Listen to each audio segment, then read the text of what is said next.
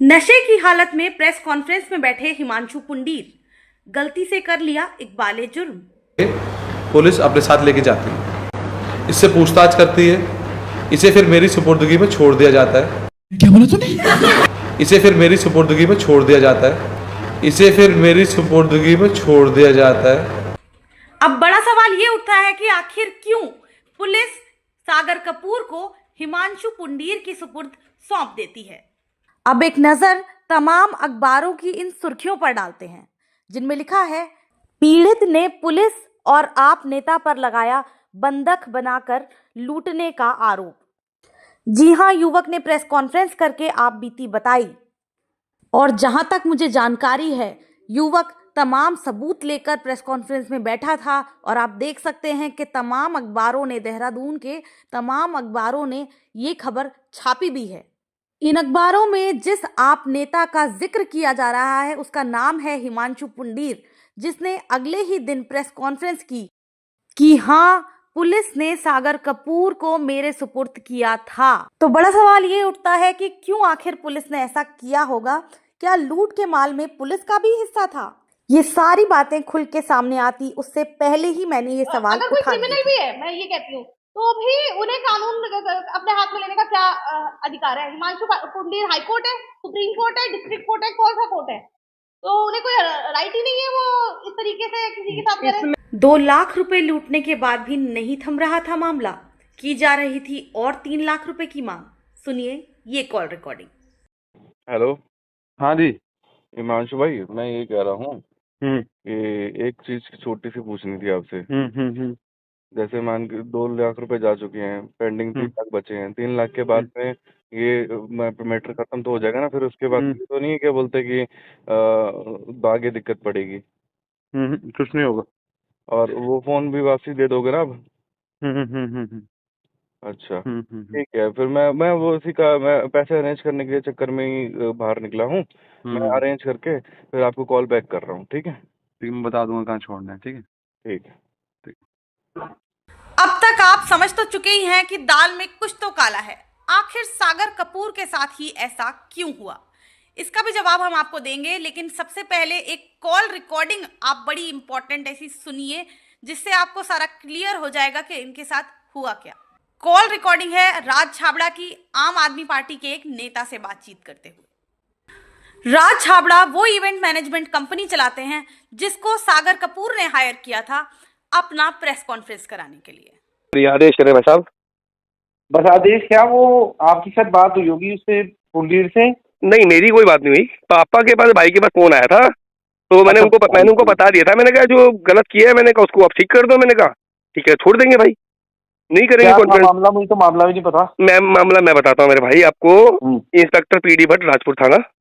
हाँ, मैं जानता हूँ। और हिमांशु पंडित एसटीएफ से बनके इनके घर पहुंचे। ठीक है, इनके घर में कोठी में गए। इनको आए हुए भी 1 ही महीना हुआ था। इनको यही नहीं पता वो बंदा है कौन। वो ND24 में चैनल से बाहर से आ रखा। ठीक हो गया, यही बंदा। ये अब इसको आए हुए 1 महीना नहीं हुआ था। ये इनके घर में घुसते हैं और उससे पूछते हैं मकान मालिक कहाँ है। उससे मुझे नहीं पता कि किससे मकान में, मैं तो ब्रोकर के थ्रू मकान लिया।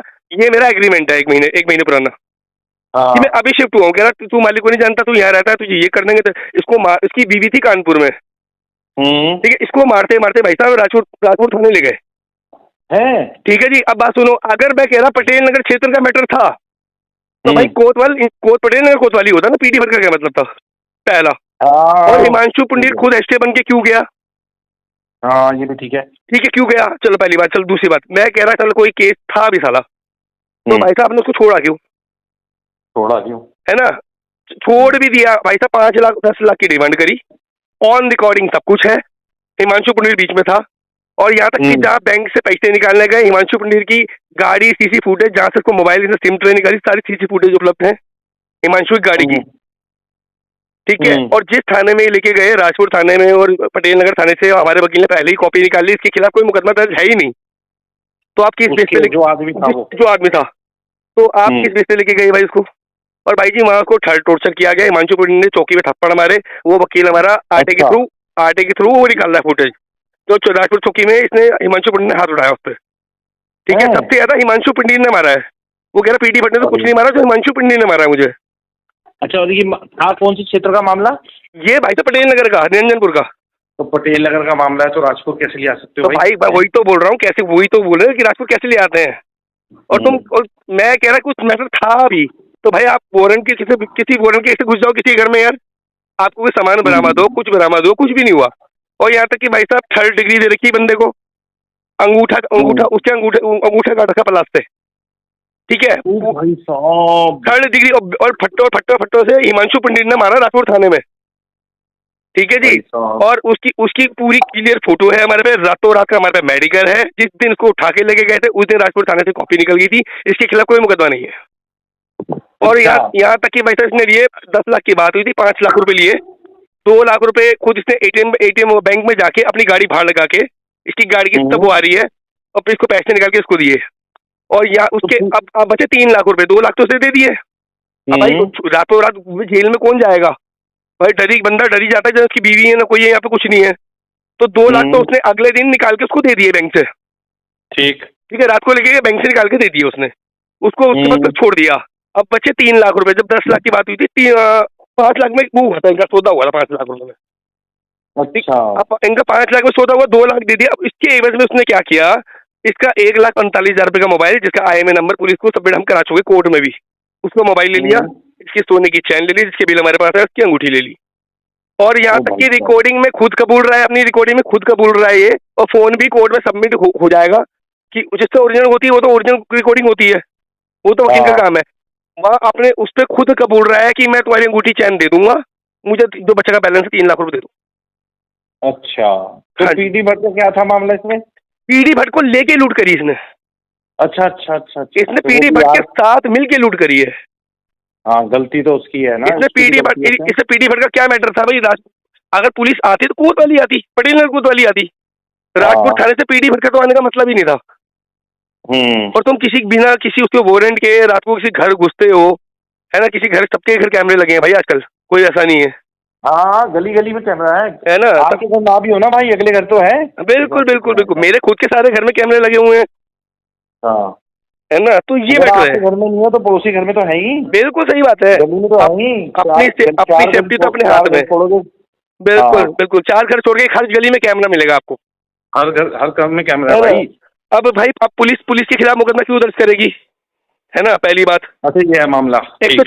बहती गंगा में हाथ धोना तो सुना था, लेकिन यहाँ हिमांशु पुंडीर ने पुलिस वालों के साथ मिलके एक आदमी को धो भी डाला और निचोड़ भी डाला। और उसका कसूर सिर्फ इतना था कि उसने जो 1 महीने पहले मकान किराए पर लिया था एक ब्रोकर के थ्रू, उसके मालिक का कोई क्रिमिनल रिकॉर्ड था जिसे लेने पुलिस आई थी, लेकिन ये जो आदमी है उनके हत्थे चढ़ गया और फिर उसके साथ ये सब हुआ। नाम? मेरा नाम सागर है। मैं देह व्यापार करता हूँ। मेरे पास से ये सारे फ़ोन बरामद हुए हैं। मैं सेक्रेटरी का काम करता हूँ, मैं देह व्यापार करता हूँ। कब से कर रहे हो देहरादून में? मेरे को देह व्यापार करते करते हो गया साल भर। ठीक है। क्या देह व्यापार करने के लिए इतने सारे फोन चाहिए? अगर चाहिए तो जो फोन इसके हाथ में है वो पुलिस ने जब्त क्यों नहीं किया? इससे भी बड़ा सवाल ये है कि पुलिस की ये ताज़ा सर्टिफाइड कॉपीज ये क्यों कह रही हैं कि इस आदमी ने कोई जुर्म नहीं किया और इसके अगेंस्ट कोई भी मुकदमा दर्ज नहीं है। यानी पुलिस स्टेशन के अंदर हिमांशु पुंडीर ने सागर कपूर को 3rd डिग्री टॉर्चर किया, बुरी तरह उनका पैर का अंगूठे का नाखून तक प्लास से उखाड़ दिया और उसके बाद जो है उनसे एक झूठा कन्फेशन कराया, उसके बेसिस पे उन्हें ब्लैकमेल किया, उनसे एक बार मोटी रकम वसूली गई 2 लाख रुपए, फिर 3 लाख की और मांग करने लगे। इस तरीके से उन्हें मेंटली हरास किया गया। अपडेट्स के लिए जुड़े रहिए।